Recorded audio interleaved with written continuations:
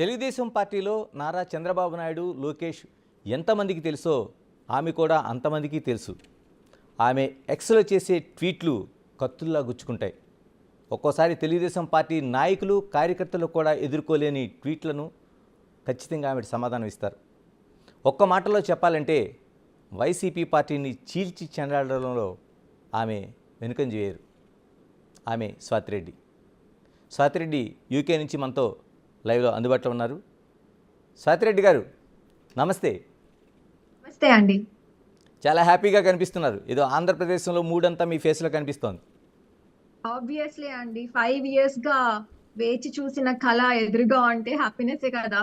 ఆంధ్రప్రదేశ్ రాష్ట్ర ప్రజలు కూడా చాలా హ్యాపీగా ఉన్నారు. అదంతా చూసి చెప్పలేనంత ఆనందంగా ఉంది నాకు. స్వాతిరెడ్డి గారు, ఆంధ్రప్రదేశ్లో తెలుగుదేశం విజయం అంటే ఒక ఘన విజయాన్ని సాధించింది. అంటే ఈ ఫలితం ఏదైతే ఉందో అంటే ఈ పోరాట ఫలితం అనుకుంటున్నారా, లేకపోతే ఇందులో ఈ విజయంలో మీ పాత్ర ఎలాంటిదని అనుకుంటున్నారు? ఖచ్చితంగా ఈ నెంబర్ ఏదైతే వచ్చిందో అండి 164 అనేది అలయన్స్ కి ఖచ్చితంగా పోరాటమేనండి. ఎందుకంటే డే 1 జగన్మోహన్ రెడ్డి ప్రభుత్వం ఫామ్ అయిన రోజు నుంచి మేము పోరాటం ఉన్నాము. బీఇట్ ప్రజావేదిక, ఫ్లడ్స్ వచ్చినప్పుడు మన చంద్రబాబు నాయుడు గారి హౌస్ పైన జరిగిన దాడి కాడి నుంచి మొన్న ఎలక్షన్స్ రోజు, పోలింగ్ రోజు కూడా ఆడవాళ్ళ పైన కత్తులతో దాడి చేయడం, ఒక ఎమ్మెల్యే వెళ్లి తెనాలిలో ఒక వ్యక్తి పైన, ఒక సామాన్యమైన ప్రజల పైన, ఓటర్ పైన చేయి చేసుకోవడం వరకు పోరాటం చేసి సాధించుకున్నదే అండి ఈ రిజల్ట్. అండ్ నా పాత్ర ఎంత అని నేను చెప్పలేను, కానీ ఈ పోరాటంలో తెలుగుదేశం పార్టీ అధికారంలోకి రావడం కోసం చంద్రబాబు నాయుడు గారు, నారా చంద్రబాబు నాయుడు గారు అని ప్రమాణ స్వీకారం చేసి మళ్ళీ అసెంబ్లీలోకి ముఖ్యమంత్రిగా అడుగు పెట్టాలి అనే ఒక ఉద్దేశంతో ఆ గమ్యం కోసం నేనైతే చాలా కష్టపడ్డానండి. ఎందుకంటే ఇప్పుడు నేను యూకేలో ఉంటున్నాను. ఈ ఇండియా టైం వేరు, యూకే టైం వేరు. ఒక్కొక్కసారి 4.5 hours గ్యాప్ ఉంటుంది, ఒక్కోసారి సీజన్ ని బట్టి 5.5 hour గ్యాప్ ఉంటుంది.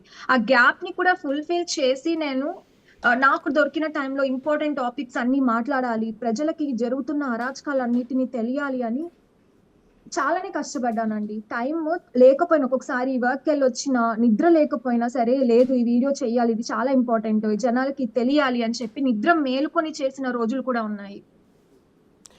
స్వాతిరెడ్డి గారు, అంటే మీ ట్వీట్లు చూసే వాళ్ళందరికీ మీరు తెలియకపోరు. అయితే ముందుగా అసలు స్వాతిరెడ్డి ఎవరు అసలు?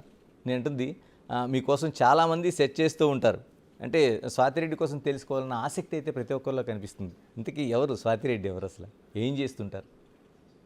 స్వాతిరెడ్డి మీ ముందున్నాక సాదా సీదా మిడిల్ క్లాస్ అమ్మాయినండి. నేను అందరిలాగానే కలలు కని చంద్రబాబు నాయుడు గారి స్ఫూర్తితో ఆయన చూసి పెరిగి, ఆయన మాటలు విని పెరిగి, ఆయన ఇన్స్పిరేషన్ తో నేను ఇక్కడే ఆగిపోకూడదు, నేను అబ్రాడ్ వెళ్ళి ఏదైనా సాధించి అక్కడి నుంచి నా రాష్ట్రానికి ఏదైనా చెయ్యాలి అని ఒక స్ఫూర్తితో ఇక్కడికి వచ్చి మాస్టర్స్ ఫినిష్ చేసి ఒక కంపెనీలో మేనేజర్ గా వర్క్ చేస్తున్నాను. అట్ ద సేమ్ టైం నేను హిప్నోథెరపిస్ట్ కూడా అండి. నేను హిప్నోథెరపీ కూడా ప్రాక్టీస్ చేస్తున్నాను. స్వాతిరెడ్డి గారు, చాలామంది పార్టీల కంటే చాలా అభిమానం ఉంటుంది, అంటే వాళ్ళ కోసం ఏమైనా వాళ్ళ టైం అంతా వెచ్చిస్తారు. మీరేంటండి అసలు తెలుగుదేశం పార్టీ అంటే ఇంత పిచ్చిగా ఉంటారు అసలు? అంటే దాన్ని ఎవరు కూడా దీంతో కూడా కొలమానం చేయలేరు అసలు. కరెక్ట్ గా చెప్పారండి. నా అభిమానం చంద్రబాబు నాయుడు గారి పైన, తెలుగుదేశం పార్టీ పైన ఎన్నలేనిది. ఎందుకంటే నాకు చంద్రబాబు నాయుడు గారు అంటే ఒక చిన్నప్పటి నుంచి ఒక తెలియని ఒక ఇన్స్పిరేషన్ అండి. నాకు ఆయన నడిచినా కూడా నాకు ఏదో ఒకటి నేర్చుకోవాలనిపిస్తుంది. ఇప్పుడు చూడండి, ఇప్పుడు ఎలక్షన్స్ జరగక ముందు ఆయన అరెస్ట్ చేసినప్పుడు ఇంకొక నాయకుడు ఎవరైనా సరే ఆ ఏజ్ లో ఉన్నప్పుడు డీలా పడిపోతారు. కానీ చంద్రబాబు నాయుడు గారు కంబ్యాక్ అసలు ఎంత స్ట్రాంగ్ గా ఉందంటే, అరెస్ట్ చేసిన రోజు కూడా ఓవర్ నైట్ మేల్కొని ఉన్నారు, 2-3 days మేల్కొని ఉన్నారు. అరెస్ట్ నుంచి రిలీజ్ అయిన రోజు కూడా మొత్తం ర్యాలీతో వచ్చారు. ఆయన ఎనర్జీ ఏంటి అసలు, ఆయన నుంచి నేర్చుకోవడానికి చాలా ఉంటుంది.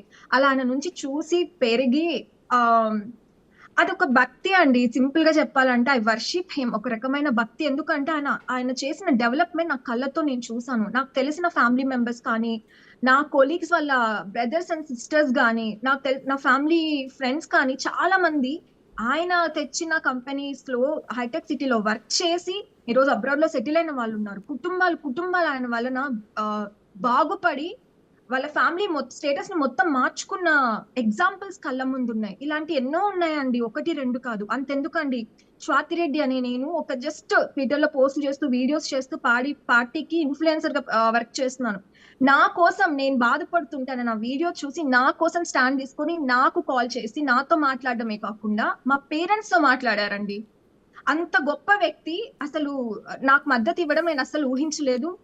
అంత డౌన్ టు ఎర్త్ ఉంటారు. ఆయనకి ప్రతి ఒక్కరు పార్టీలో పనిచేసే వాళ్ళంటే ఆయనకి చాలా గౌరవం. ప్రతి ఒక్కరిని సమానంగా చూస్తారు ఆయన. అలాంటి పర్సనాలిటీ అండి చంద్రబాబు నాయుడు గారిది. ఆయన గురించి చెప్పాలంటే నేను ఎన్ని రోజులైనా ఎంతైనా చెప్తూనే ఉంటాను. సో ఆయన పైన ఫామ్ అయిన ఒక అభిమానం, ఆయన కోసం ఏదైనా చెయ్యాలి, ఖచ్చితంగా నా కాంట్రిబ్యూషన్ ఆయన ప్రమాణ స్వీకారం వరకు నేను తీసుకెళ్ళాలి అని చాలా కష్టపడ్డామండి. నాకు ఆయన అంటే చాలా ఇష్టం. ఇన్ఫాక్ట్ సింపుల్ గా చెప్పాలంటే భక్తి.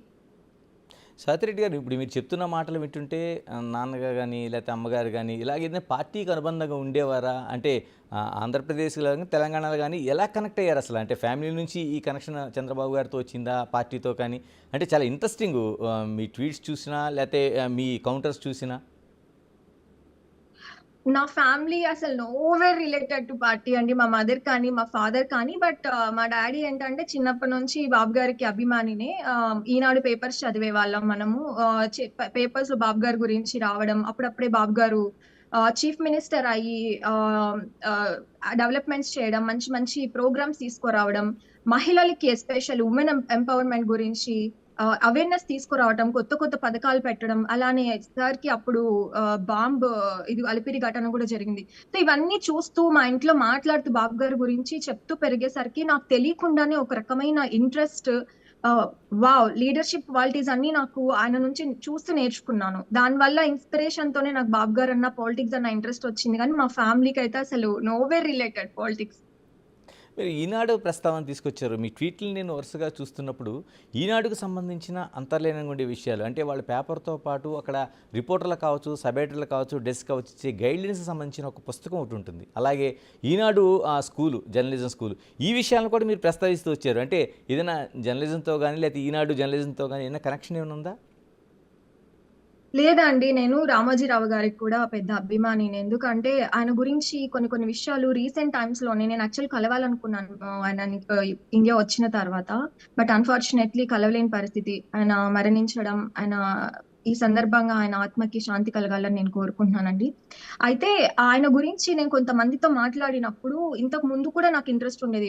ఎందుకంటే చిన్నప్పటి నుంచి టీవీలో అన్ని చూస్తూ పెరిగాము మనం, ఈనాడు పేపర్ చదువు పెరిగాము. సో ఆయన మీద ఇంట్రెస్ట్, అభిమానం ఆయన గురించి తెలుసుకునేలా చేసే. అలా కొంతమంది కాంటాక్ట్స్ తెలిసిన వాళ్ళు ఉంటారు కదా అండి, వాళ్ళ దగ్గర నుంచి ఇన్ఫర్మేషన్ తీసుకోవడం, అలా వచ్చినవే ఇవన్నీ కూడా.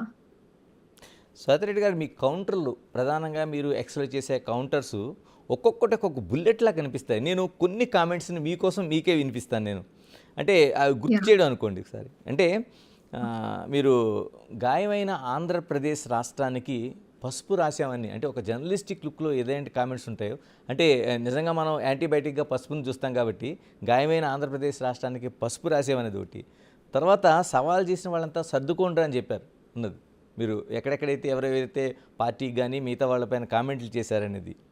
అంటే ఎవరో ఒక ఆయన పార్టీ, అంటే వైసీపీ నుంచే ఉండుంటారు, తెలుగుదేశం పార్టీ గెలిస్తే మీసం తీసుకుంటానని చెప్తే మీరు దాన్ని ఒక పిక్చర్ వేసి దానికి ఒకవైపు మీసాలు, ఒకవైపు మీసం తీసి దాన్ని పోస్ట్ చేసే పరిస్థితి అక్కడ కనిపిస్తుంది. అంటే ఎలా వస్తాయండి ఈ ఆలోచనలు? అంటే సాధారణంగానే ఈ ఫీల్డ్లో ఉన్న మాకు ఏదో ఒకటి సెర్చ్ చేస్తూ ఉంటాం.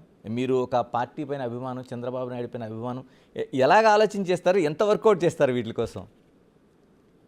డెఫినెట్ గా అండి. ఎందుకంటే నిరంతరం పార్టీనే ఉంటది. నేను ఇప్పుడు వర్క్ ప్లేస్ కి వెళ్ళిన వర్క్ ప్లేస్ లో ఉన్నా కూడా ఏం జరుగుతుంది అని ఆలోచనలు వస్తాయి. ఈ రాష్ట్రంలో ఏం జరుగుతుంది, ఏం చేశారు కొత్తగా, నేను ఎలా చెయ్యాలి అనే ఆలోచనలే ఉంటాయి. నేను ఒక్కటే కాదండి, నా టీం ఒకటి ఉంది, చాలా సపోర్టివ్ టీం అండి. ఈ రోజు నేను ఇంత బయటికి రావడానికి, నా ట్వీట్స్ ఇంత పవర్ఫుల్ గా ప్రజల్లోకి రీచ్ అవడానికి నా టీం ఉంది. ఎస్పెషల్ ఆ టీమ్ లో ఒక క్రూషియల్ మెంబర్ ఉంటారు, ఆయన గురించి నేను చెప్పలేను. ఆయన వల్లనే ఏదైనా కూడా నాకు సాధ్యమైంది. ఈ రోజు నేను మీ ముందు కూర్చొని ఇంటర్వ్యూ ఇచ్చే స్టేజ్కి వచ్చాను, నా ట్వీట్స్ అంత వైరల్ అయ్యాయి అంటే ఆయన సహకారం చాలా ఎక్కువ ఉంది. ఆయన ఆయన ఇన్పుట్స్ కూడా ఉంటాయి, చాలా ఎక్కువ ఉంటాయి. ఆయన ఇన్ఫ్లుయెన్స్ ఉంటది నా మీద. ఏదైనా ఒక మాట మాట్లాడాలన్నా నేను ప్రతి వీడియో కూడా ఆయన దగ్గర నేను డబుల్ చెక్ చేసుకుంటాను అప్లోడ్ చేసే ముందు. ప్రతి పోస్ట్ కూడా నేను డబుల్ చెక్ చేసుకొని పోస్ట్ చేస్తాను. సో నా టీమ్ ఎఫర్ట్ కూడా చాలా ఉందండి. ఇది నేను ఒక్కదాన్నే కాదు, హోల్ టీమ్ వర్క్ చేస్తారు. నిజంగానే. ఎందుకంటే మీరు చేస్తున్న ట్వీట్స్ కావచ్చు, లేకపోతే మీరు చేస్తున్న అప్డేట్స్ కావచ్చు, లేకపోతే వీడియోలు కావచ్చు, ఫోటోస్ కావచ్చు. అంటే మనకి గ్యాసిప్లాటీ ఇన్ఫర్మేషన్ అనుకున్న టైంలో మీరు కన్ఫర్మ్ చేస్తూ ఉంటారు. నిజంగానే ఒక పెద్ద టీం ఉంటుందని నేనే అడుగుదాం అనుకున్నాను. అంటే ఆ వ్యక్తి ఒక్కలే కాదనుకుంటున్నాను. ఒక పెద్ద టీమే మీకు ఉండాలి. లేదండి, నా టీమ్ లో మీరు చెప్తే నమ్మరు. జస్ట్ 4 పీపుల్ అండి, 4 to 5 మాక్సిమం ఇంతే. అంతే. నా టీం ఇంతే. ఎలా వర్క్ చేస్తారంటే ఎలక్షన్స్ కి ఒక 6 months ముందు నుంచి నమ్మరు, ఒక అసలు నిద్ర అనేదే లేదండి. ఎనీ టైం ఏ ఒక మెసేజ్ పెట్టాలన్నా, ఒక ట్వీట్ పెట్టాలన్నా, ఒక వీడియోకి కాన్సెప్ట్ డిజైన్ చేయాలన్నా, మాట్లాడుకోవాలన్నా ఎనీ టైం అప్రోచబుల్ ఉండేవాళ్ళు. వాళ్ళ సహకారం లేకపోతే ఈ రోజు నేను ఇంత స్ట్రాంగ్ గా ముందుకెళ్లేదాన్ని కాదండి. అందులో ప్రధానంగా ఒక వ్యక్తి ఉన్నారు నాకు, బిగ్ బ్రదర్ లాగా. ఆ బిగ్ బ్రదర్ పేరు నేను చెప్పలేను. ఆయన సపోర్ట్ అయితే నాకు చాలా ఎక్కువ ఉందండి. ఆయన నా క్రెడిట్స్ మొత్తం నేను ఆయనకి ఇస్తాను. స్వాతి గారు, మిమ్మల్ని ఎక్స్‌లో ఫాలో అయితే నాకు ప్రధానంగా ఒకటి అనిపిస్తది. అలా రోజంతా గడిచిపోతూ ఉంటది.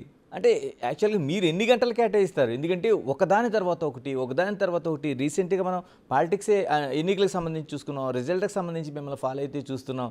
తర్వాత రామోజీరావు గారు మరణానికి సంబంధించి అంటే ఏ మీడియా కూడా అంత కంటిన్యూగా ఫాలో అవ్వలేదు. అంటే ఎన్ని గంటలు అసలు దీనిపైన ఉంటారు అసలు మీరు? అంటే ఫాలో అయ్యే వాళ్ళకే మాకు గంటలు గంటలు గడిచిపోతా ఉంది. మాక్సిమం అవర్స్ ఉంటదండి. ఎందుకంటే పాలిటిక్స్ అంటే ఇంట్రెస్ట్. అసలు ముఖ్యంగా పాలిటిక్స్ కంటే ముందు ఏపీలో ఏం జరుగుతుంది, రాష్ట్రంలో అసలు ఎలా ఉన్నాయి పరిస్థితులు అనేది తెలుసుకోవడం అంటే నాకు ఎక్కువ ఇంట్రెస్ట్. దానివల్ల నా ఫ్రీక్వెంట్ గా గ్రూప్స్ ఉంటాయి కదండి మనకి, పార్టీ గ్రూప్స్ ఉంటాయి, అదర్ జర్నలిస్ట్ గ్రూప్స్ అవి ఉంటాయి కదా. సో వాటిలో వచ్చి ఇన్ఫర్మేషన్ ఫిల్టర్ చేసి ఎప్పటికప్పుడు షేర్ చేయడం జరుగుతుంది. ఓకే. అంటే దీన్నే మొత్తం మీరంతా టోటల్‌గా తీసుకోవడం, దాన్ని మళ్ళీ మీరు ఎక్స్‌లో పోస్ట్ చేయటం. అంటే ఆ వీడియోస్ కూడా మీరు కరెక్ట్‌గా కట్ చేస్తారు. ఫోటోస్‌ని దాన్ని యాడ్ చేస్తుంటారు. అంటే ఒక పెద్ద ఎక్సర్సైజ్ అది. నిజంగానే దానికోసం ఒక రోజంతా కేటాయించాల్సిన అవసరం ఉందసల. డెఫినెట్లీ అండి. ఎందుకంటే అందరూ అనుకుంటారు జస్ట్ వీడియోస్ చేసేస్తుంది, జస్ట్ ఒక 2, 3 లైన్‌లు ట్వీట్ వేసేస్తుంది, లేదంటే ఒక ఫోటో జస్ట్ ఊరికే అట్లా ఎడిట్ చేసి వేసేస్తుంది అనుకుంటారు గానీ, దాని వెనకాల కష్టం చాలా ఉంటదండి. ఒక ఎగ్జాంపుల్ ఏంటంటే, ఒక వీడియో చేయాలంటే ఒక కాన్సెప్ట్ మనం అర్థం చేసుకొని, ఇప్పుడు ఫర్ ఎగ్జాంపుల్ జగన్మోహన్ రెడ్డి గారు ఒక జీవో గురించి మాట్లాడారు, సంథింగ్ ఏదైనా మాట్లాడారనుకోండి. దాని వెనకాల నిజం ఎంత, ఊరికే మాట్లాడారా అని రీసెర్చ్ చేయడానికి చాలా టైం పడుతుంది.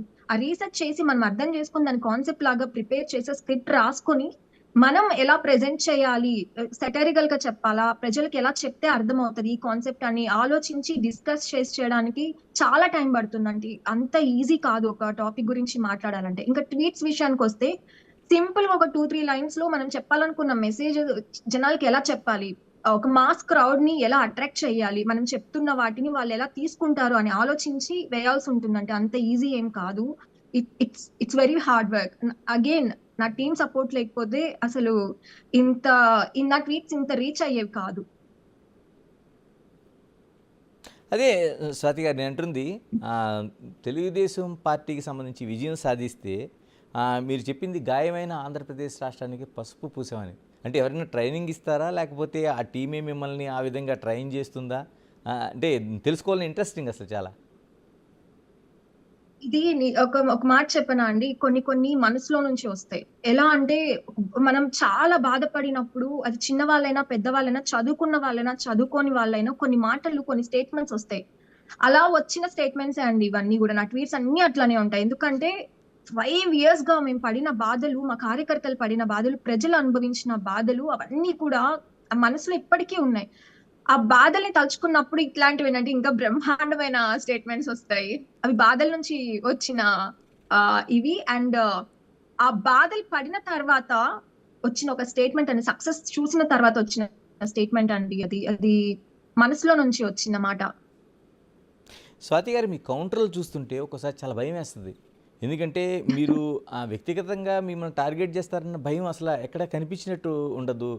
మరోవైపు మీరు చూస్తే ఇక్కడ చాలా వరకు అంటే గత ప్రభుత్వం ఉండేటప్పుడు తెలుగుదేశం పార్టీ వాళ్ళు సైతం ఇక్కడ సోషల్ మీడియాని నోరు నొక్కేయడం కావచ్చు, ఆ కామెంట్స్ని కేసులు పెట్టడం, అరెస్టులు చేయడం ఇంత జరుగుతున్నప్పుడు కూడా మీరు అక్కడ యూకే నుంచి ఆ యుద్ధాన్ని కొనసాగిస్తూనే ఉన్నారు. అంటే అలాగా స్వాతి అలా భయపడే పరిస్థితులు ఏం కనిపించవు. డెఫినెట్లీ నేను భయపడనండి. అసలు నాకు బేసిక్ గా నా అడ్వాంటేజ్ అంటారో డిసడ్వాంటేజ్ అంటారో నాకు తెలియదు, కానీ నేను ఎవ్వరికి భయపడను, దేనికి భయపడనండి. బట్ బాధపడతాను, కొంతవరకే బాధపడతాను. ఒక 10-15 నిమిషాలు లేదా హాఫ్ అన్ అవర్ బాధపడతాను. వెంటనే I come back very strongly. నేను బాధపడి అట్లా ఆగిపోయే ఆడపిల్లని కాదు. బేసిక్ గా భయపడను. నాకు భయం లేకపోవడానికి రీజన్ ఏంటంటే నేను స్ట్రాంగ్ గా బిలీవ్ చేస్తానండి. I never did any mistake. ఒక ఫినాన్షియల్ గా కానీ, ఇంకో విషయంలో కానీ నేను ఏ తప్పు చేయలేదు కాబట్టి నాకు భయం అనేది ఉండదు అసలు. ఆ భయం లేకపోవడం వల్లనే నేను అసలు నా పైన జరిగిన ట్రోల్స్ అయితే వేరే వాళ్ళైతే అసలు తట్టుకుని ఉండరు. ఇప్పటికీ కూడా నా పైన మీరు నా ట్విట్టర్ ఓపెన్ చేస్తే కామెంట్స్ చూస్తే ఈవెన్ టుడే కామెంట్స్ వస్తూనే ఉన్నాయి బ్యాడ్ గా. మీకు కొన్ని పోస్టులు కూడా పంపించాను, చూస్తే మీరు ఆశ్చర్యపోతారు. అంత వల్గర్ గా ట్రోల్ చేసినప్పటికీ వాళ్ళు ఎప్పుడు కూడా నా మోరల్ ని దెబ్బ తీయలేకపోయారండి. అందులోనూ ప్రధానంగా నాకు పార్టీ అండ ఉంది. నాకు లోకేష్ అన్న గారు కానీ, బాబు గారు కానీ సపోర్ట్, టీడీపీ సోల్జర్స్ కొంతమంది ఉన్నారండి, అసలు ఎంత సపోర్ట్ ఇచ్చారో నాకు ట్రోల్స్ జరిగినప్పుడు. బేసిక్ గా నాకు భయం లేని నేచర్ ఒకటి.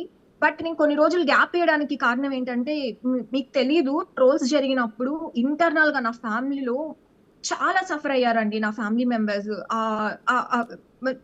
చెప్పాలంటే మా ఫ్యామిలీ స్ప్లిట్ అయింది. ఆ స్టేజ్ లో ఉన్నప్పుడు నేను వాళ్ళని కన్విన్స్ చేసుకొని వాళ్ళతో ఫైట్ చేసి నేను పార్టీ కోసం పనిచేశాను. ఆంధ్రప్రదేశ్ రాష్ట్రానికి చంద్రబాబు నాయుడు గారు అవసరం ఉంది అని చెప్పి వాళ్ళకి ఎక్స్ప్లెయిన్ చేసి మళ్ళీ ముందుకు వచ్చాను. చాలా స్ట్రాంగ్ గా వచ్చాను దాని తర్వాత.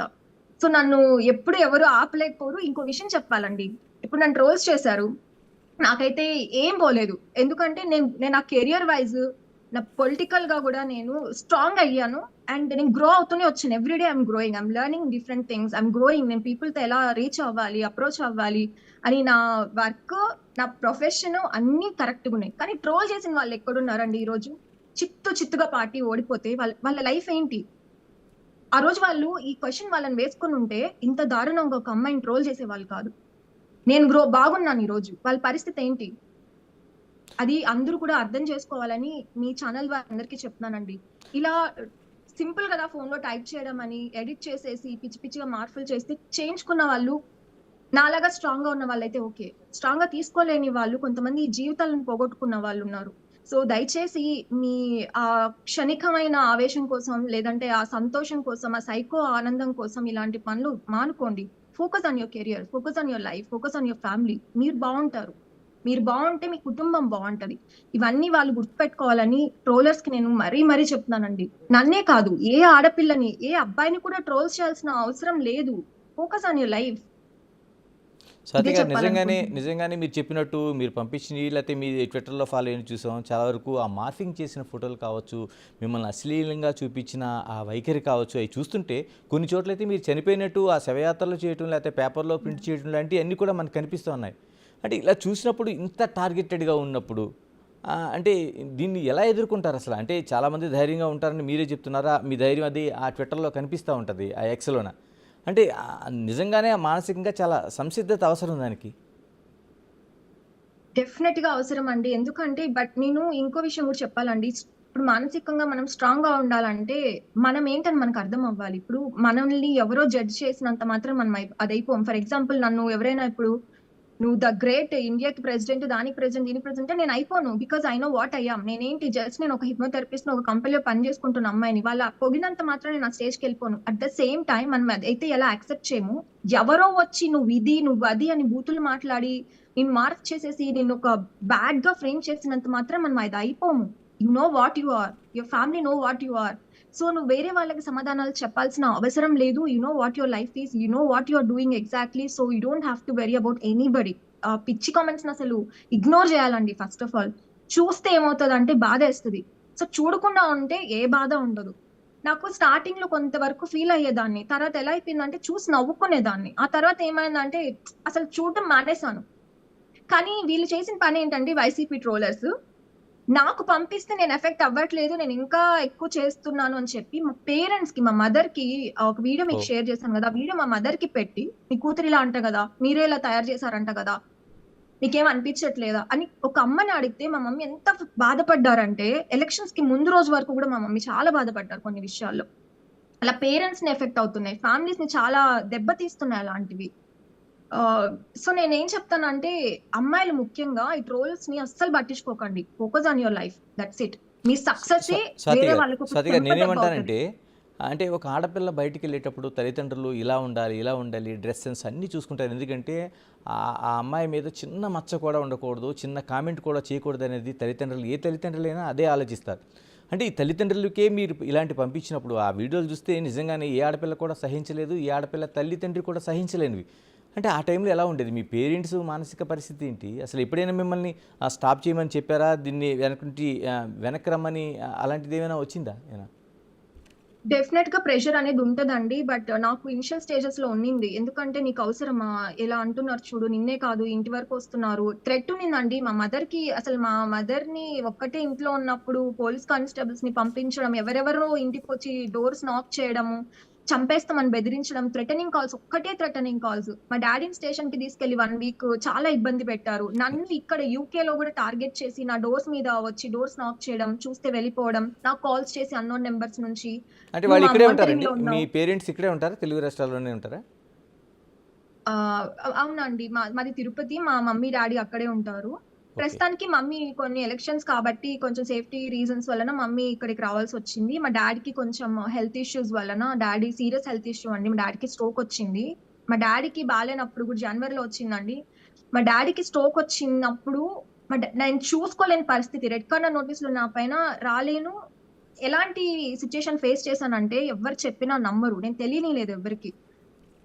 ఇంకా లేదు, ఇంకా మీరు ఇంటికి తీసుకెళ్ళిపోండి, సర్జరీ చేసిన 0.1% ఛాన్స్, మీరు ఎంత డబ్బు ఖర్చు పెట్టినా సరే ఓకే. యూజ్ లేదని చెప్పారు డాక్టర్స్. లిటరలీ రాలేను, ఉండలేను, ఏం చేయలేని పరిస్థితి అండి. నిజంగా ఆ ఒక్క ఫేజ్ మాత్రం నరకం అండి. ఎందుకంటే ఆ ఫొటోస్, మా డాడీ ఆ వీడియోస్ చూసినప్పుడు కన్న తండ్రి నా పొజిషన్ లో చూసి యెస్. ఏమీ చేయలేని నిస్సహాయత, ఆ నిస్సహాయత నేను భరించలేకపోయాను. ఇప్పటికి నేను రాలేని పరిస్థితి. ఆ చెప్పలేనండి. ఒక 5-6 మంత్స్ నుంచి నరకం చూస్తున్నాను మా డాడీని చూసుకోలేక. అది కూడా మా నిజంగా డాడీ ఆయనకి, ఇప్పటికీ కూడా ఆయన హార్ట్ హాస్పిటల్లోనే కంప్లైంట్ ఉన్న ఉన్నారు. సమయంలో ఆయనకి.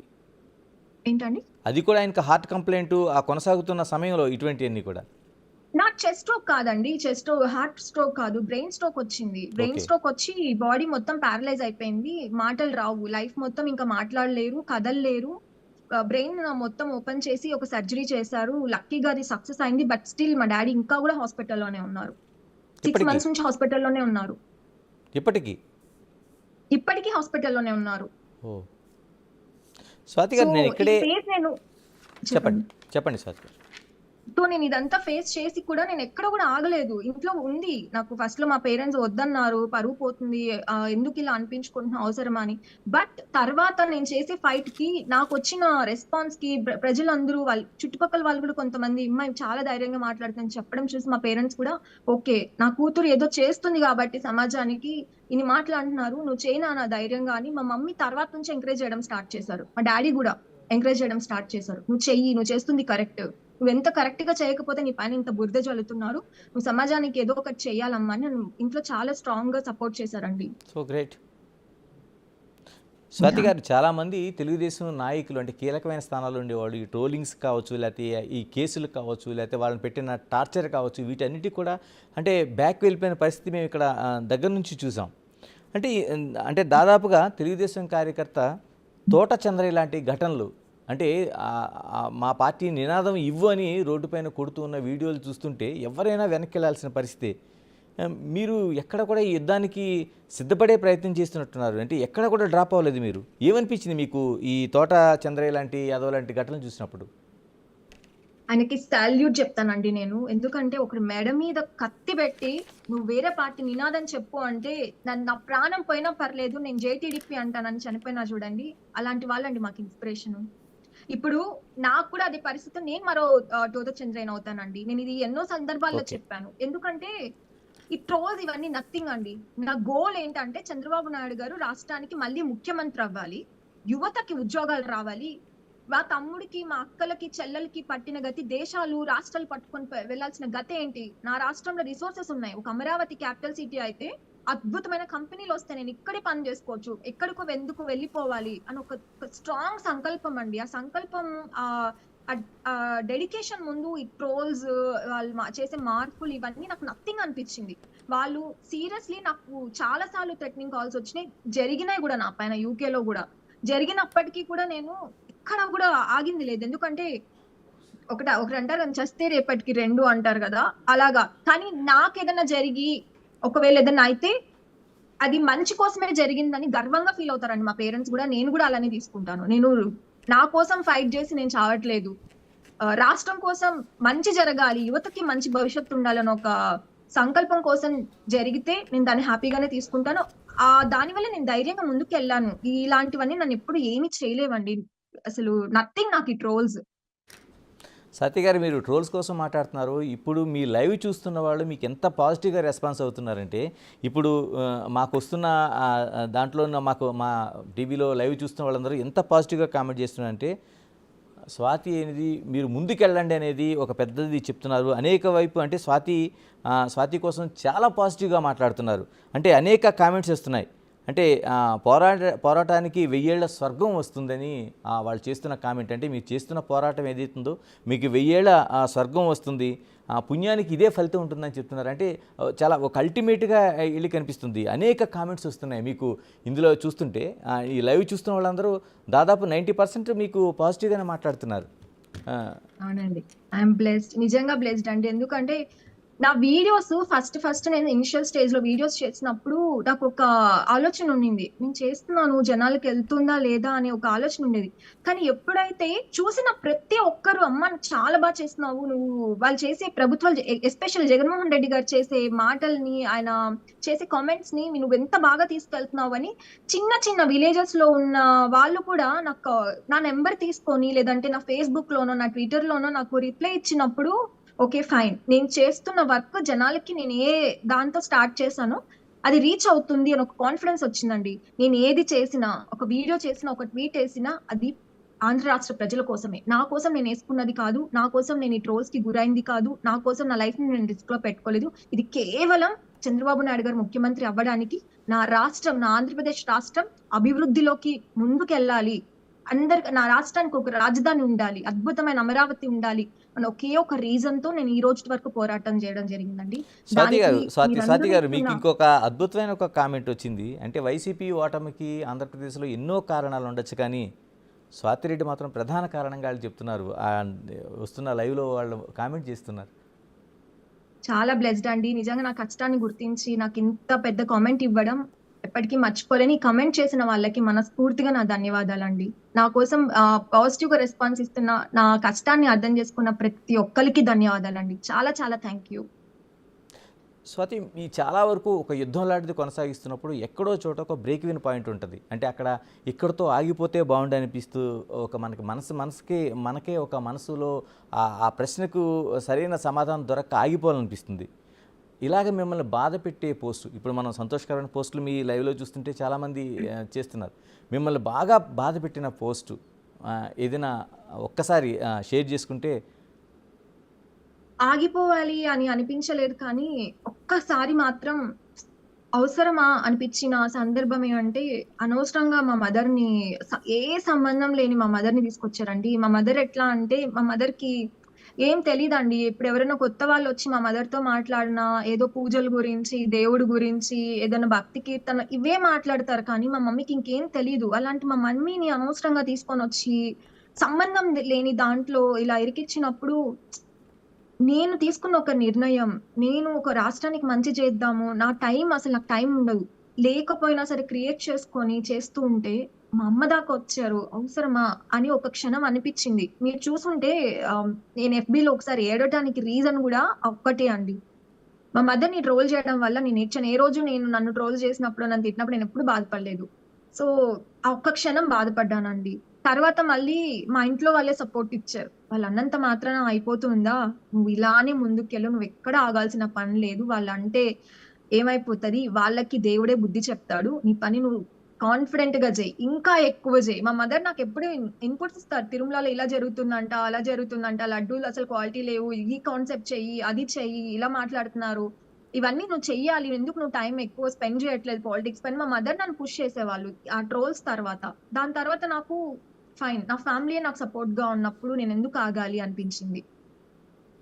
స్వాతి, ఆ పార్టీ పైన అభిమానం పైన, లేకపోతే చంద్రబాబు నాయుడు లేకపోతే లోకేష్ లాంటి వారి పైన అభిమానం పైన, ఒక అంటే ఫ్యూచర్ ఉండే నాయకులుగా, లేకపోతే ఆ ప్రజలకు మేలు చేస్తారు నాయకులుగా మీరు వాళ్ళని ఫాలో అవటం, వాళ్ళ కోసం ట్వీట్లు చేయడం ఉంటుంది.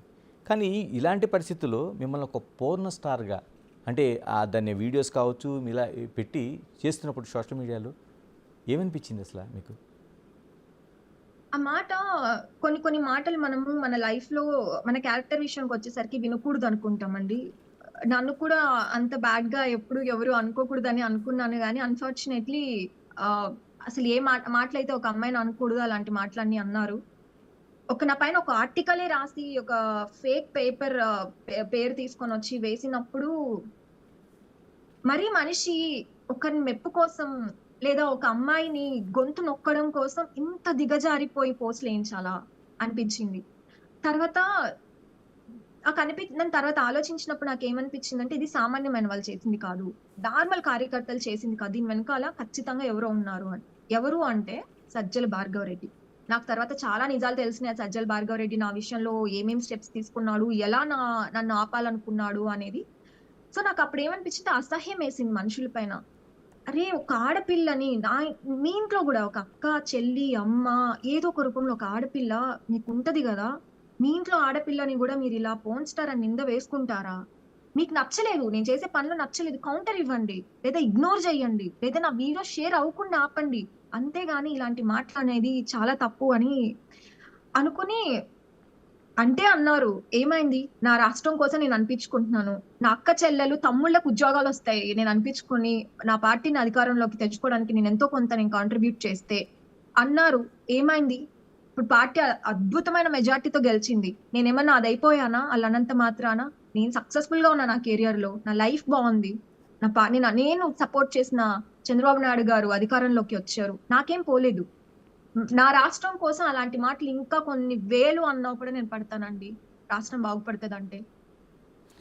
స్వాతి ఒక వ్యక్తి, ఆ అమ్మాయిని చూసి అంత భయపడాల్సిన అవసరం ఏముంది? తర్వాత దీని వెనక ఏమైనా కుట్ర ఉందనుకుంటున్నారా మీరు? ఎందుకంటే మిమ్మల్ని టార్గెట్ చేస్తున్న తీరు చూస్తే అందరికీ చాలా అభిప్రాయాలు కలుగుతుంటాయి. డెఫినెట్ గా కుట్ర ఉందండి. డెఫినెట్ గా నేను ఒక బేసిక్ నార్మల్ మిడిల్ క్లాస్ అమ్మాయినండి. నాకేం పెద్ద పెద్ద కోట్లు కోట్ల ఆస్తులు లేవు, నా పెద్ద బ్యాక్గ్రౌండ్ కూడా ఏం కాదు. కాకపోతే మాట్లాడే మాటలు జనాలకు ఎక్కువ రీచ్ అయ్యండి. నేను ఎప్పుడు నా గొంతు నిప్పానంటే, పార్టీ ఓడిపోయిన తర్వాత అంతా అసలు తెలుగుదేశం పార్టీ అంతా కామ్ గా ఉన్నప్పుడు నా గొంతు స్టార్ట్ అయిందండి సోషల్ మీడియాలో. నా వాయిస్ స్టార్ట్ అయిన తర్వాత వాళ్ళకి ఏంటంటే స్లోగా అది normal basic village level people కి కూడా ఈజీగా అర్థమైపోవడం, ఎక్కువ షేర్లు అవ్వడం, అది వైసీపీకి కొంత ఎఫెక్ట్ ని చూపించింది. అలా ఎఫెక్ట్ ని చూపించింది కాబట్టి వాళ్ళ పార్టీకి ఇది నెగటివ్ గా వెళ్ళిపోతుంది, వాళ్ళ పార్టీ చేసేవన్నీ నిజాలు తెలిసిపోతున్నాయి అంటే ఏం చేయాలి, ఆపాలి.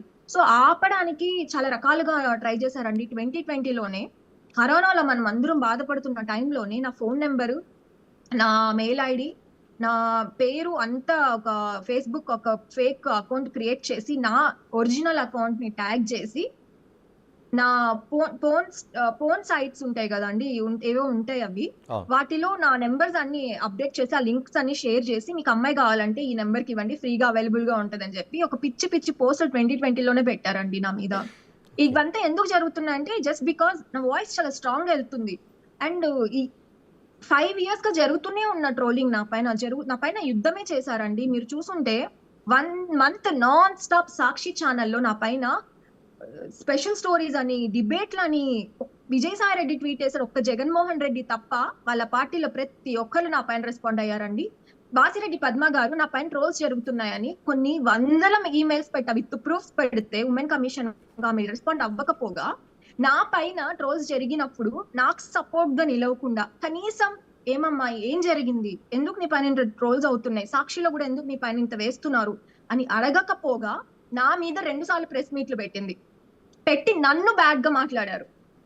సో నాకు అప్పుడు అనిపించింది, ఎక్కడికి వెళ్తున్నారా మనం, అడవిలోకి వెళ్తున్నామా? ఒక ఆడపిల్ల పైన ఇంత దారుణంగా ట్రోల్స్ జరుగుతుంటే ఒక మహిళా కమిషన్, ఒక మహిళ అయ్యుండి నువ్వు కనీసం బేసిక్ ఎంక్వైరీ చేయకుండా, నీకు తెలుసుకోవాల్సిన బాధ్యత లేకుండా నువ్వు ఎలా ప్రెస్ మీట్ పెడతావు?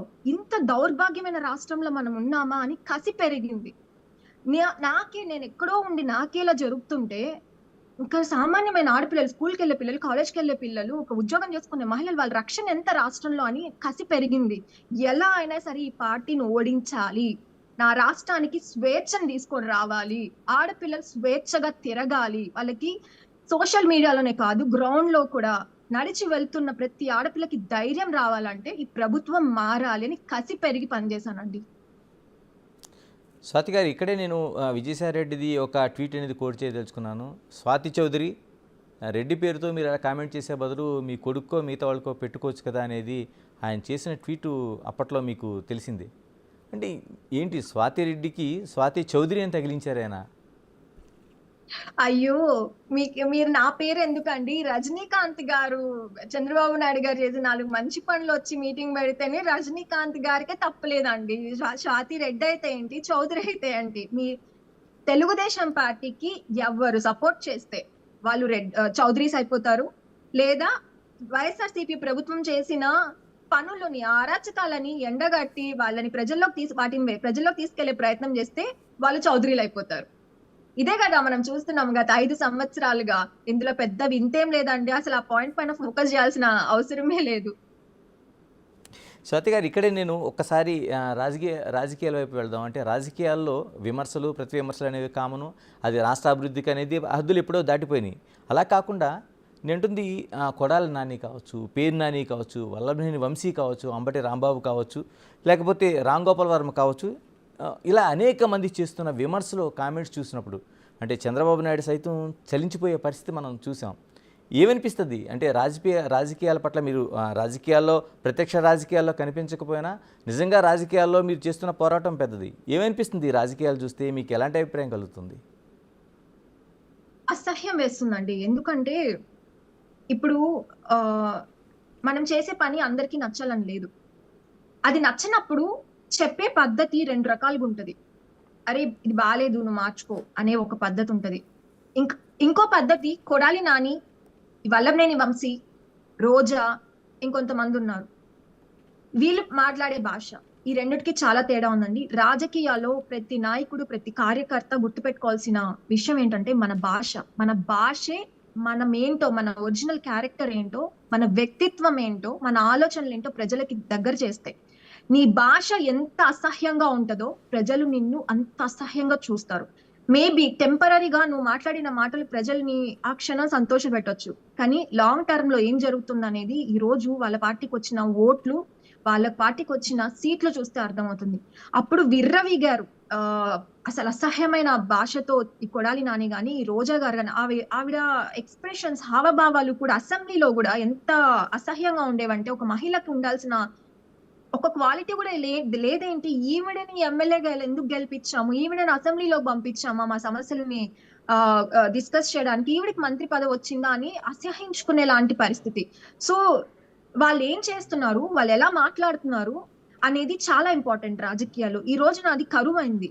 అది మళ్ళీ రావాలంటే ఖచ్చితంగా మీరు గమనిస్తే ఇలాంటి పద్ధతులు తెలుగుదేశం పార్టీలో ఉండవండి. తెలుగుదేశం పార్టీలు ఇప్పుడు మన వంగల్పూడి అనిత గారు ఉన్నారు, ఎంత డీసెంట్ గా మాట్లాడతారండి. అఖిల్ ప్రియ గారు ఎంత బాగా మాట్లాడతారు, విమర్శిస్తారు. కానీ ఆ విమర్శలు ఎలా ఉంటాయి, ఒక మనిషిని వ్యక్తిత్వంగా హననం చేసేలా ఉండవు. పాలసీ పరంగా మాట్లాడతారు. వాళ్ళు చేసిన పనులని ధీటుగా సమాధానం చెప్పేలా ఉంటాయి. మన గౌత శిరీష అక్క ఉంటుంది, దండం పెట్టాలనిపిస్తుంది. మన అనురాధ గారు ఉన్నారు, పంచమర్తి అనురాధ గారు, ఎంత హుందాగా మాట్లాడతారండి. ఇలా ఉండాలి విమర్శలు. కానీ ఈ 5 years గా వైఎస్ఆర్సీపీ వచ్చిన తర్వాత మనము ఆ విమర్శలు, ఆ మాటలు చూస్తుంటే అరే రాజకీయం ఇంత ఇంత వర్స్ట్ గా అయిపోయింది ఏంటి? మా అమ్మమ్మ వాళ్ళు కూడా అంటారండి, ఎన్నో ఎలక్షన్స్ చూసాము, ఇన్ని సంవత్సరాలు రాజకీయాలను చూస్తూ పెరిగాని ఇంత అసహ్యమైన పాలిటిక్స్ మేము ఎప్పుడు చూడలేదు అంటున్నారు పెద్ద పెద్ద వాళ్ళు కూడా, అప్పటి కాలంలో వాళ్ళు కూడా. సో భాష అనేది చాలా ఇంపార్టెంట్. నాయకులు వాళ్ళు ఏం మాట్లాడుతున్నారు, ఎలా మాట్లాడుతున్నారు చూసుకొని మాట్లాడాలండి. ఇప్పటి నుంచైనా సరే వాళ్ళు చేసిన మిస్టేక్స్ వాళ్ళు తెలుసుకొని జనాలకి మంచి చేసే దిశగా వాళ్ళ ప్లాన్స్ వేసుకుంటారని నేను కోరుకుంటున్నానండి. ఈ పద్ధతి మారాలి. ఇది కొనసాగకూడదు. ఏ పార్టీ వాళ్ళైనా సరే ఇది కొనసాగకూడదు. And at the same time మనమేం గాంధీ కాలం నాట్లో లేమండి. నేను మళ్ళీ మళ్ళీ చెప్తాను ఈ మాట. ఒక చెంప కొడితే ఇంకో చెంప కొట్టిపో అనే పరిస్థితి కాదు ఈ రోజు. ఒక 2, 3 కొడితే తిరిగి ఇంకొకటి కొట్టే పరిస్థితుల్లోనే ఉన్నాము. ఉండాలి కూడా. లేదు అంటే ఏమవుతదంటే మనం మంచిగా ఉంటే మన మంచితనాన్ని చేతకంతనం అనుకుంటారు. ఇప్పుడు చంద్రబాబు నాయుడు గారు చూస్తే ఎన్నో మాటలు పడ్డారు. ఎన్నెన్నో అనిపించుకున్నారు. కానీ ఆయన ఏ రోజు చలించలేదు. ఒక్కసారి భువనేశ్వరి గారిని అమ్మ అండి. ఆవిడని చూస్తే కాలు మీద పడి దండం పెట్టాలనిపించి అంత పద్ధతిగా ఉంటారు. ఒక చీఫ్ మినిస్టర్ కూతురు, ఒక చీఫ్ మినిస్టర్ భార్య, ఒక హెరిటేజ్ సంస్థకి యజమాని, ఎన్టీఆర్ ట్రస్ట్ నడిపిస్తున్న ఒక గొప్ప మహిళ ఆవిడని పట్టుకొని అసెంబ్లీలో అంత దారుణంగా అవమానిస్తే ఆయన చలించిపోయి కళ్ళెమ్మడ నీళ్లు పెట్టుకునే పరిస్థితి. ఆ పరిస్థితి ఎందుకు వచ్చింది? ఎందుకంటే ఆయన భరిస్తూ వచ్చారు. ఎన్ని మాటలన్నా అంటే అన్నారులే అన్నారు. కానీ ఒక్కసారిగా ఆ విమర్శ స్థాయి మించిన తర్వాత ఆయన బాధపడాల్సి వచ్చింది. సో అంత దాకా తెచ్చుకోకుండా ఒక చెంప కొడితే ఇంకో చెంప లాగి పెట్టేలా ఉండాలండి. అది కూడా పరిస్థితిని బట్టి ఉండాలి. వాళ్ళు అన్నంత మాత్రం మనం రియాక్ట్ అవ్వాల్సిన అవసరం లేదు. ప్రతిసారి స్థాయి మించినప్పుడు తప్పేమీ లేదండి. మనమేం గాంధీ కాలంలో లేము. ఒకరు అవమానిస్తుంటే అవమానాలు పడాల్సినంత కర్మ ఎవరికి లేదు. ఎవరి లైఫ్ వాళ్ళది. So be strong. ఇప్పుడు రాజకీయాలు చాలా స్వాతి మీరు చెప్తున్నట్టు చంద్రబాబు నాయుడు గెలిచిన తర్వాత ఆయన ప్రెస్ కాన్ఫరెన్స్లో అడ్రస్ చేస్తూ నా పైన అలిపిరిలో బాంబులు పడినప్పుడు కూడా నేను అంత అధైర్యపడలేదు, ధైర్యంగా ఉన్నాను. నా భార్య పైన, కుటుంబ సభ్యులపైన ఆ కామెంట్స్ మాత్రం నేను తట్టుకోలేకపోయానని చెప్పారు. మీరు అన్నట్టు వ్యక్తిగతంగా అంత లోతుగా చేసే పరిస్థితులు మనం ఖచ్చితంగా ఖండించాల్సింది. అవునండి. నేను ఒక విషయం చెప్తానండి. ఇప్పుడు చంద్రబాబు నాయుడు గారు నిరంతరం పబ్లిక్ లో ఉంటారు. ప్రజల కోసం పోరాడితే ఎనీ టైం ప్రజలకి ఏ ప్రాబ్లం వచ్చినా సరే, మీరు హుదూద్ వచ్చినప్పుడు చూసుంటే ఆయన ప్రజల కోసం కొన్ని రోజులు అసలు ఇంటికి వెళ్ళకుండా రాత్రి బవళ్ళు బస్సులో బస చేసి వైజాగ్ ని మళ్ళీ చిటికి వేసినంత ఈజీగా నార్మల్ స్టేజ్ కి తీసుకొచ్చారు. ఆయన ఒక్కరే చేయగలిగారా అండి? ఇంట్లో సహకారం ఉండాలండి. ఇంట్లో ఒక వైఫ్ సపోర్ట్ లేకపోతే చంద్రబాబు నాయుడు గారు ఈ రోజు ఇంతవరకు జనాల్లో ఉండే వాళ్ళ, ఇంత సక్సెస్ చూసే వాళ్ళ, ఇంటర్నేషనల్ గా పొగుడుతున్నారండి ఆర్టికల్స్ రాసి. అది ఆయన కష్టం వెనకాల ఉన్న సపోర్ట్ భువనేశ్వరి గారండి. ఆయనకు అందుకే అంత బాధ అనిపించింది. నన్ను అన్నా పర్వాలేదు, ఆయన ఎన్ని అన్నా తీసుకున్నారు. కానీ ఆయన వెనుక ఉన్న సపోర్ట్ ని టచ్ చేసేసరికి ఆయన తట్టుకోలేకపోయారండి. అంత దాకా వెళ్ళకూడదు. ఇప్పుడు పవన్ కళ్యాణ్ గారు ఉన్నారు. ఆయన వ్యక్తిగత విషయం మనకు అనవసరం. ఆయన ప్రజలని ఎలా చూసుకుంటున్నారు, ప్రజలకి ఏం చేయాలనుకుంటున్నారు అనేది చాలా ముఖ్యం. ఆయన చాలా క్లారిటీగా ఉన్నారు. అది కదా చూడాలి. అనవసరమైన విషయాలు మనకెందుకండి? ఎవరి లైఫ్ వాళ్ళది. మనము అనవసరమైన విషయాల్లో వేలు పెట్టి వాళ్ళ వ్యక్తిగతాన్ని తీసుకొని వచ్చి పబ్లిక్ లో పెట్టి వాళ్ళని తక్కువ చేయాలనుకుంటే నువ్వు తక్కువ అవుతావు. నీ క్యారెక్టర్ ఏంటనేది నువ్వు జనాలకి చూపిస్తున్నావు. వాళ్ళ తప్పేం లేదు. సో ఈ కైండ్ ఆఫ్ థాట్ ప్రాసెస్ మారాలండి. హోల్ పాలిటిక్స్ లో ఇది ప్యాషన్ అయిపోయింది. ఇది మంచి పద్ధతి కాదు. ఈ పద్ధతి నుంచి మెల్లిగా మారుతారో వెంటనే మారుతారో తెలియదు, కానీ ఇది క్విట్ అయిపోవాలి ఇమీడియట్ గా. This is not fair. ఒక వ్యక్తిగత విషయాల్లోకి వెళ్ళేసి మాట్లాడాల్సిన హక్కు ఎవ్వరికీ లేదు. స్వాతి గారు, మీకు ఈ లైవ్ జరుగుతున్నప్పుడు వస్తున్న కామెంట్స్ చూస్తుంటే చాలా కామెంట్స్ వస్తున్నాయి. అవన్నీ కూడా 99% పాజిటివ్గా ఉన్నాయి, మిమ్మల్ని అప్రిషియేట్ చేస్తున్నాయి. అందులో కొన్ని నేను మీకు వినిపిస్తాను. ఆయన శ్రీకాంత్ అని ఆయన కామెంట్ చేశారు. స్వాతి గారిని నానా మాటలు ట్రోల్ చేయించిన సజ్జల భార్గవరెడ్డికి ఏ గతి పడుతుందో కాలమే సమాధానం చెప్తుంది అనేది ఆయన ఒక కామెంట్ చేశారు. తర్వాత ఇంకొక ఆయన శ్రీరెడ్డి మా స్వాతిని చూసి నేర్చుకో అనేది ఒక కామెంటు. ఇంకొక ఆయన వాసిరెడ్డి పద్మ, ఆమె పైన కూడా మీరు ఆడవాళ్ళగా ఉండాల్సిన అవసరం ఉందనేది ఒక కామెంటు చేశారు. తర్వాత ఆయన వేముల శ్రీనివాస్ అని ఆయన చేసిన కామెంటు, కొడాలి నాని నోరు ఎప్పుడు ముగిస్తారు మీరు అంటే, స్వాతి గారు మీరు కొడాలి నాని నోరు ఎప్పుడు ముగిస్తారనేది ఆయన అడుగుతున్న ప్రశ్న. Wait and watch. అప్నా టైం ఆయేగా, మా టైం వచ్చేసింది. ఇంకా అతని టైం ఒక్కొక్కళ్ళది అండి. ఏదైనా సరే ప్రభుత్వం అంటే తెలుగుదేశం పార్టీలో ఉన్న పద్ధతి ఏంటంటే అండి, చంద్రబాబు నాయుడు గారు ఏంటంటే ఎప్పుడూ కూడా ఎవరిని కూడా ఈగోయిస్టిక్ పాలిటిక్స్ లోకి తీసుకొని వచ్చేసి వాళ్ళ జీవితాలని నాశనం చేయాలనుకునే వ్యక్తి కాదు. కాకపోతే మా లోకేష్ అన్న ఖచ్చితంగా కార్యకర్తల్ని, మా నాయకులని, మా లీడర్స్‌ని, మా చంద్రబాబు నాయుడు గారిని, కన్న తల్లిని అవమానించిన ఆ ప్రతీకారం అయితే ఉండబోతుంది. బట్ ఆ ప్రతీకారం ఎలా ఉండబోతుందంటే లీగల్ గానే వెళ్తారండి. అది తెలుగుదేశం పార్టీలో ఉన్న గొప్పతనం. ఇప్పుడు జగన్మోహన్ రెడ్డి గారున్నారు. లేని స్కిల్ డెవలప్‌మెంట్‌ల కేసులో ఏదో ఇరికిచ్చేసి బాబు గారిని లోపల పెట్టారు. అట్లా ఉండదండి మా పార్టీలో. మా పార్టీలో అంతా లీగల్ గానే, కరెక్ట్ గానే ఎళ్తాము. బట్ మీరన్నట్టు కొడాలి నానికి ఖచ్చితంగా ఉండబోతుంది. వదిలే ప్రసక్తే లేదు. ఏ రకంగాను కొడాలి నాని, రోజా, వల్లభనేని వంశీ ఇంకొంతమంది ఉన్నారండి. వీళ్ళనెవ్వరిని వదిలిపెట్టే ప్రసక్తే లేదు. వాళ్ళు చేసుకున్న దానికి అనుభవించక తప్పదు. ఆల్రెడీ ప్రజలు బుద్ధి చెప్పారు. కానీ లీగల్‌గా వాళ్ళు చేసిన పనులన్నిటికి సమాధానం చెప్పి తీరాలి. చెప్పిస్తాము. స్వాతి గారు, మీరు గెలుపు తర్వాత తెలుగుదేశం పార్టీ కూటమి గెలుపు తర్వాత ఒక పోస్ట్ పెట్టారు, అందరి లెక్కలు తేలుస్తామని. ఎప్పుడు తేల్చబోతున్నారు? ఖచ్చితంగా. ప్రతి ఒక్కరి లెక్క అండి. ప్రతి ఒక్కరి లెక్క ఎన్నెన్ని అవమానాలండి. మీరన్నారు తోట చంద్రయ్య గారిని చంపేశారండి. అమర్నాథ్ గౌడ్ బిడ్డ, ఒక అక్కకి అండగా నిలబడిన ఒక చిన్న బిడ్డ, స్కూల్‌కెళ్ళే బిడ్డని చంపేశారండి. ఆ తల్లి కడుపుకోతను తీర్చొద్దా మేము? ఎంతమంది ఆడపిల్లల్ని నడి రోడ్‌లో గొంతు కోసారండి. రేప్స్ చేశారండి. అలాంటి వాళ్ళ తల్లుల కడుపు కోత తీర్చొద్దా? డాక్టర్ సుధాకర్ గారి అమ్మ కడుపు కోత తీర్చొద్దా మేము? అనంత బాబు ఒక డ్రైవర్‌ని చంపేశారు. వాళ్ళ భార్య, వాళ్ళ అమ్మ బాధల్ని మేము తీర్చొద్దా? ఇలా చాలా ఉన్నాయండి చెప్పుకుంటే. అవన్నీ తీర్చాలి. ప్రతి ఒక్కరి లెక్క తీరుస్తున్నాం. అందులో సజ్జల భార్గవరెడ్డి చెప్తున్నాను. నిన్ను మాత్రం ఎవ్వరు వదిలినా నేను నా జీవితంలో వదిలిపెట్టను. గుర్తుపెట్టుకో. స్వాతి గారు, భార్గవ కృష్ణ అన్న ఆయన ఒక ట్వీట్ పెట్టారు మనకి లైవ్లోనే. స్వాతి గారు, యువత రాజకీయాల్లోకి రావాలంటే ఏం చేయాలి? నేటి రాజకీయ వ్యవస్థలో ఉన్న లూప్ హోల్స్ ఏంటి? వాటిని గురించి ప్రశ్నిస్తే మన గొంతు నొక్కే కొన్ని వ్యవస్థలు ఉన్నాయి. వాటికి ఎలా అడ్డుకట్ట వేయాలనేది ఆయన భార్గవ కృష్ణ ప్రశ్న. రాజకీయంలో లూప్ హోల్స్, ప్రతి ఒక్క దగ్గర లూప్ హోల్స్ ఉంటాయి. అది రాజకీయంలోనే కాదు, మన ఇంట్లో కూడా ఉంటాయి. కానీ మనకు ఉండాల్సింది ఏంటంటే ప్రతి సమస్యని ఎదుర్కొనే ధైర్యం ఉండాలి. ఆ ధైర్యం ఉన్నప్పుడు రాజకీయాల్లోకి రండి. రాజకీయం యువతకి చాలా మంచి ఆపర్చునిటీస్ ఉన్నాయి. ఎవరైనా రావచ్చు. కాకపోతే మీకు ఉండాల్సినది ఏంటంటే సర్వీస్ మైండ్ సెట్ ఉండాలి. మీ మైండ్ చాలా స్ట్రాంగ్ అండ్ డిటర్మైన్డ్ గా ఉండాలి. ఒకసారి వచ్చి మళ్ళీ వెనక్కి వెళ్ళిపోదాం అలా ఉండేలా ఉంటే అసలు రాకండి. ఎందుకంటే అన్ని తెలుసుకొని రండి. పాలిటిక్స్ లో మంచి కంటే ఎదిగేటప్పుడు చాలా చెడ్డ ఉంటది. నీ చుట్టూ నెగటివిటీనే ఉంటది.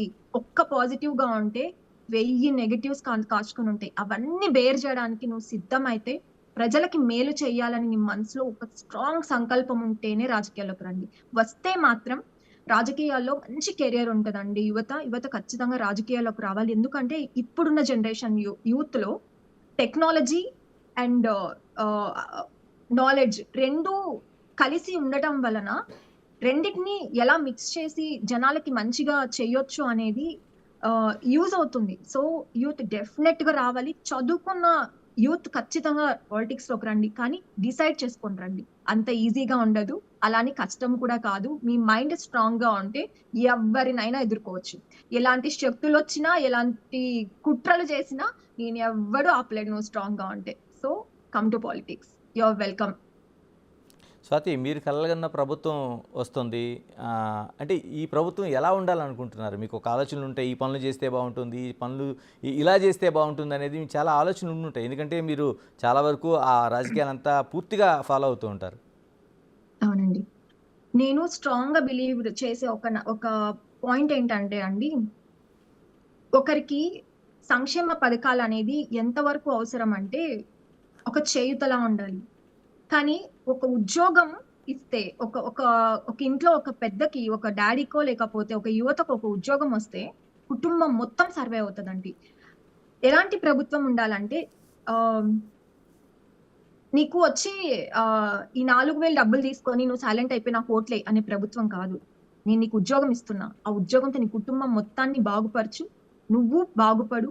నీ నీ పక్కనున్న వాళ్ళని బాగుపడేలా చెయ్యి. నువ్వు ఎదిగి పక్కన వాళ్ళకి జీవితాన్ని ఇవ్వు అనే ప్రభుత్వం రావాలి. అంతేగాని సోమరిపోతులను చేసే ప్రభుత్వం ఎప్పుడు ఉండకూడదు. అండ్ యువతకు నేను చెప్పేది ఏంటంటే, యువత ఎలా ఉండాలి అంటే, మీరు వేసే ముష్టి నాకొద్దు, గవర్నమెంట్ ఇచ్చే పథకాలు నాకొద్దు, నాకు ఉద్యోగం కావాలి, నాకు 2 చేతులు ఉన్నాయి, 2 కాళ్ళు ఉన్నాయి, నాకు మంచి ఆరోగ్యం ఉంది, నేను చదువుకున్నాను, నేను ఉద్యోగం చేస్తాను, నాకు ఉద్యోగం మాత్రమే కావాలి, మీరు ఇచ్చే డబ్బులు నాకొద్దు అని ప్రభుత్వాన్ని నిలదీసే యువత తయారవ్వాలి. అది నిజమైన డెవలప్‌మెంట్ అని నేను స్ట్రాంగ్‌గా నమ్ముతానండి. ఎందుకంటే ఒక ఉద్యోగం ఒక కుటుంబాన్ని నడిపిస్తుంది. అదే ఇచ్చే 10,000 ఒక రోజుతో అయిపోతుంది. అలాంటి డబ్బులొద్దు. ఉద్యోగం తెచ్చుకోండి, ఎదగండి, మీ చుట్టూ ఉన్న నలుగురికి ఉపాధి కల్పించండి. అది డెవలప్‌మెంట్ అంటే. అలాంటి ప్రభుత్వం వస్తుంది. మా ప్రభుత్వం ఖచ్చితంగా అదే. అమరావతి ఒక్కటి కన్‌స్ట్రక్ట్ అయితే చాలండి. పోలవరం ఒక్కటి కన్‌స్ట్రక్ట్ అయితే చాలండి. రాష్ట్రం ఎలా ఉండబోతుందంటే ప్రపంచం మొత్తం మన రాజధాని అమరావతి వైపు, మన రాష్ట్రం వైపు చూసేలా ఉండబోతుంది పరిపాలన. నాది గ్యారంటీ. స్వాతి, ఈ 5 ఏళ్ల పాలనని మీరు గతంలో చూశారు. అనేక బాధలు అనుభవించారు. బాధలు అనుభవించి వాళ్ళని దగ్గరగా చూశారు. మీరు మీ ప్రొఫైల్లో యాక్చువల్గా హిప్నోథెరపిస్ట్గా ఉన్నారు. హిప్నోథెరపిస్ట్ మీను ఇలాగా ఉండే పనుల్ని ఒక థెరపీ ద్వారా దారిలో తెచ్చే అవకాశం ఉంది. వైసీపీ వాళ్ళకి నాయకులకు కానీ ఎలాంటి థెరపీ ఇవ్వబోతున్నారు మీరు ఇక్కడికి వచ్చిన తర్వాత? నాకు ఎప్పుడూ ఒక ఆలోచన ఉండేదండి. చెప్పచ్చో లేదో నాకు తెలీదు. నాకు జగన్మోహన్ రెడ్డి గారిని ఎప్పుడైనా కలిసే అవకాశం వస్తే ఒక 10 నిమిషాలు ఆయన ఫేస్‌ని చూడాలనిపిస్తదండి. ఎందుకంటే ఆయన లోపల ఉన్న అంత క్రిమినల్ మైండ్‌ని అంత ప్లెజెంట్ ఫేస్‌తో అంత కూల్‌గా ఎట్లా ఉంటారు అని. నాకు ఆయనని హిప్నటైజ్ చేయాలని ఉందండి. నాకు ఒక్కసారి అవకాశం వస్తే ఖచ్చితంగా హిప్నటైజ్ చేయాలని ఉంది. అలానే ఆహ్, నాది హిప్నటైజ్ అంటే బిజినెస్ అండి. నేను సర్వీస్ గూడా చేస్తాను. ఫ్రీగా గూడా చేస్తాను కొంతమందికి. ఎవరైనా రేప్ విక్టిమ్స్‌కి గానీ, లేదంటే గంజాయికి బానిసలు మీ ఛానల్ ద్వారా చెప్తున్నానండి. రాష్ట్రంలో ఎవరైనా సరే పేదవాళ్ళు గంజాయికి బానిసైపోయిన కాలేజ్ స్టూడెంట్స్ ఉన్నా, యువత ఉన్నా, మందుకి బానిసలైపోయిన వాళ్ళున్నా, డిప్రెషన్‌కి లోనవుతూ సూసైడల్ థాట్స్ వస్తున్నా, లేదంటే అమ్మాయిలు రేప్ విక్టిమ్స్ అయ్యి వాళ్ళ లైఫ్‌ని ఎలా లీడ్ చేయాలో తెలియకుండా ఉన్నా, అలాంటి వాళ్ళు నన్ను రీచ్ ఔట్ అయితే నేను వాళ్ళకి ఫ్రీగా సెషన్స్ ఇస్తానండి. నిజంగా హిప్నోథెరపీ అనేది చాలా మంచి థెరపీ.